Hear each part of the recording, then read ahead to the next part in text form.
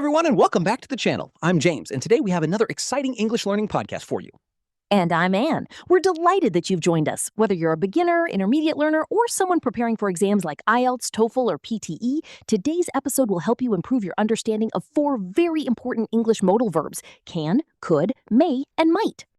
These 4 words are used every day by native speakers, but they often confuse English learners because they seem very similar.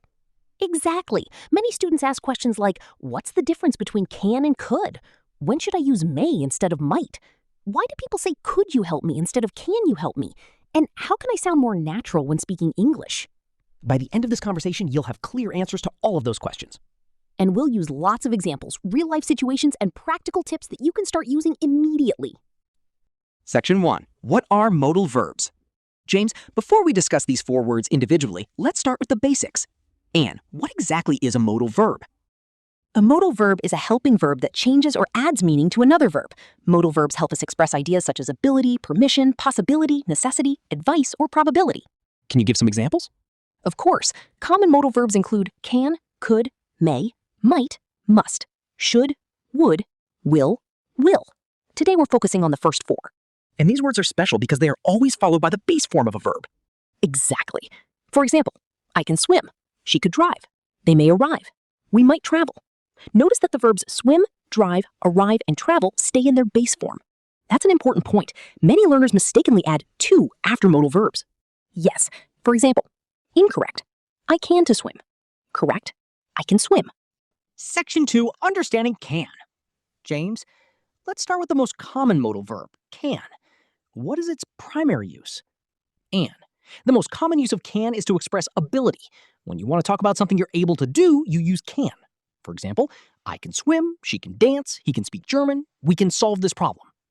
So if I know how to play the guitar, I can say, I can play the guitar. Exactly. Let's look at more examples.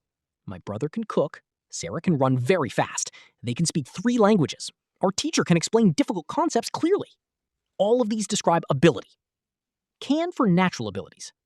James, can we also use can when talking about natural abilities? Absolutely. Examples: birds can fly, fish can swim, monkeys can climb trees, dolphins can communicate in sophisticated ways. These sentences describe abilities that are naturally associated with those animals. Can for permission. Many learners use can when asking permission. Is that correct? Yes. In modern English, it's very common. Examples: can I come in? Can I use your phone? Can we leave now? Can I ask a question? These are perfectly acceptable in everyday conversation. Even though some grammar teachers insist on using may? That's true. Traditional grammar prefers may for permission, but native speakers frequently use can in casual situations. Can for possibility. Can can express possibility as well? Definitely. For example, learning English can be difficult, traffic can be terrible during rush hour, winter can be very cold here. Technology can improve our lives. Here we're talking about general possibilities. Can. Thank you for listening to Section 2. Now, move on to Section 3. Section 3. Common mistakes with can. James, let's discuss some mistakes learners often make. Anne, one common mistake is changing the modal verb according to the subject. Incorrect. She can speak English. Correct. She can speak English. Modal verbs do not change. Whether the subject is I, you, he, she, we, or they, we still use can. James. Another mistake? Adding to after can. Incorrect. I can to drive. Correct. I can drive. Simple, but very important. Section 4. Understanding could. James, now let's move on to could. Many learners think it's simply the past tense of can. Is that true? Anne. Partly. Could is often used as the past form of can, but it also has several other uses. Let's start with past ability. Could for past ability. Examples: I could swim when I was 5. She could read before starting school. My grandfather could speak 6 languages. We could run much faster when we were younger. These sentences describe abilities in the past. So if I say, when I was a teenager, I could play basketball for hours. That's correct? Perfectly correct. Could for polite requests. I hear native speakers use could all the time when making requests. Why? Because it sounds more polite. Compare these two sentences. Can you help me? Could you help me? Both are correct. However, the second sounds more respectful and less direct. So, if I'm speaking to my boss, customer, or teacher, using could is often better? Exactly. Here are more examples. Could you open the window? Could you explain that again? Could you send me the report? Could you wait a moment? Could for suggestions. What about suggestions? Could is very useful for making suggestions. Examples. We could go to the beach this weekend. You could study for an extra hour. They could ask for help. We could order pizza tonight. These suggestions sound friendly and flexible. Could for possibility. And possibility? Yes. Examples. It could rain later. The train could be delayed. She could be at home. They could arrive tomorrow. These sentences express possibility, but not certainty.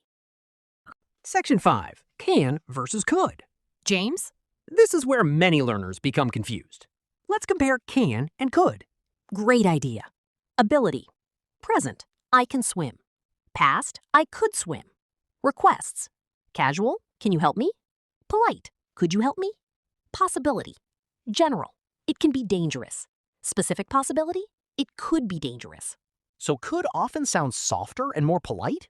Exactly. That's one of the easiest ways to remember the difference.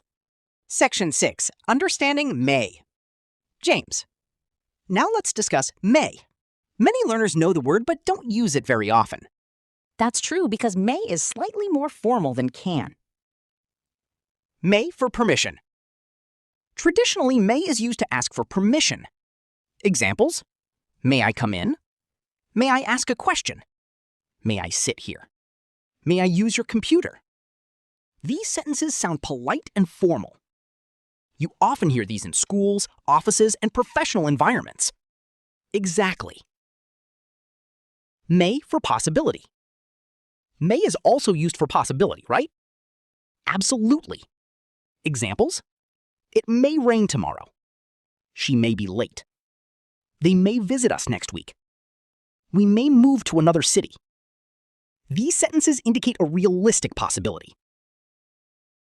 May in formal communication. You often hear may in announcements. Examples: you may begin the examination. Guests may enter now. Students may leave after submitting their papers. Visitors may proceed to the conference room. This style sounds formal and professional. Section 7. Understanding might. James. Now we come to might. This is probably the word that confuses learners the most. Anne. I agree because it is very similar to may. Might for possibility. The main use of might is possibility. Examples: it might rain tomorrow. She might call later. We might travel next month. They might not come. These sentences express uncertainty. Might for soft suggestions. James. Can might also be used for suggestions? Yes. Examples: you might want to check your email. You might try a different method. You might consider taking a course. You might speak with your manager. These suggestions sound gentle and polite. Section 8. May versus might. James, let's tackle the big question. What's the difference between may and might? Anne. Both express possibility. The difference is usually the degree of certainty. For example, it may rain tomorrow. It might rain tomorrow. Both are correct. However, may often suggests a slightly stronger possibility. Might often suggests a little more uncertainty. James, can we think of it like this? May equals possible. Might equals possible but less certain. Exactly. That's a useful guideline. Might for possibility. The main use of might is possibility. Examples: it might rain tomorrow. She might call later. We might travel next month. They might not come. These sentences express uncertainty. Might for soft suggestions. Can might also be used for suggestions? Yes. Examples: you might want to check your email. You might try a different method. You might consider taking a course. You might speak with your manager. These suggestions sound gentle and polite. For possibility, the main use of might is possibility. Examples: it might rain tomorrow. She might call later. We might travel next month. They might not come. These sentences express uncertainty. For possibility, the main use of might is possibility. Examples: it might rain tomorrow. She might call later. We might travel next month. They might not come. These sentences express uncertainty.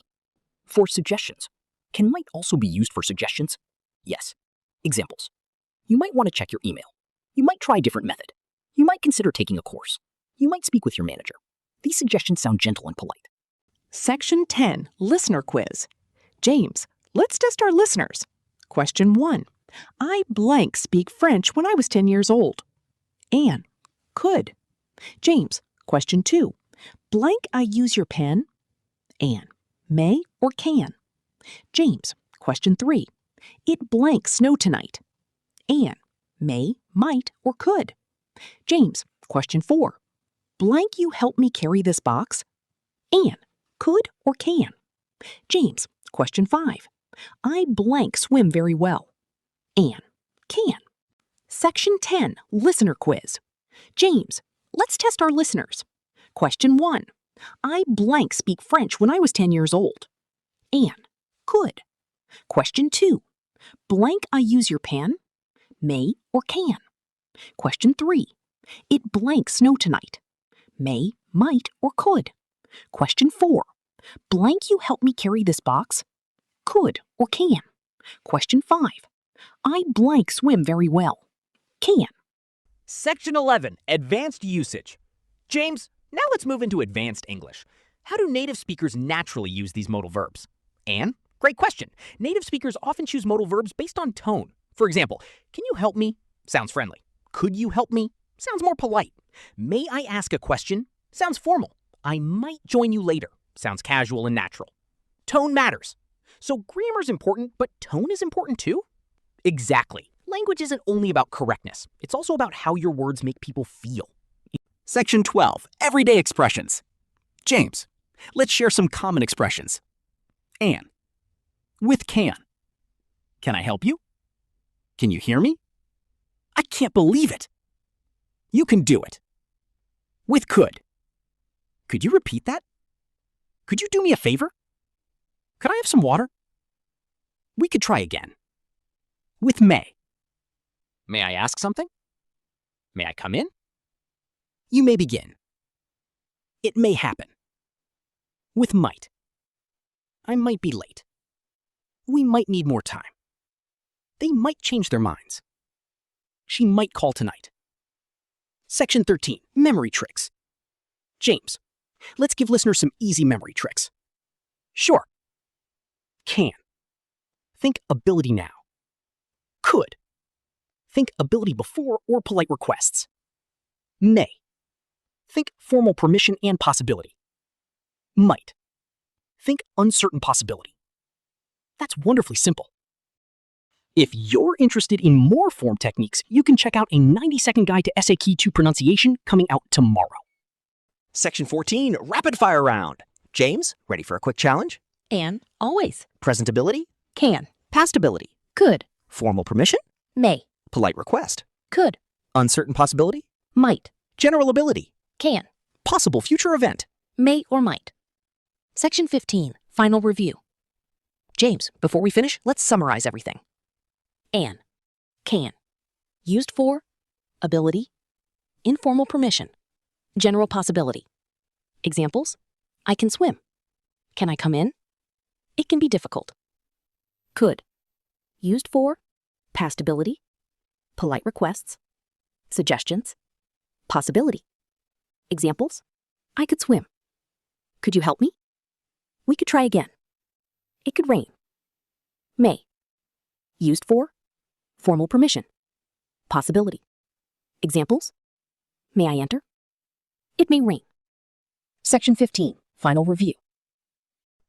And that brings us to the end of today's episode of the Accent Bloom podcast. We hope this conversation helped you clearly understand the differences between can, could, may, and might, and showed you how to use them naturally and confidently in everyday English.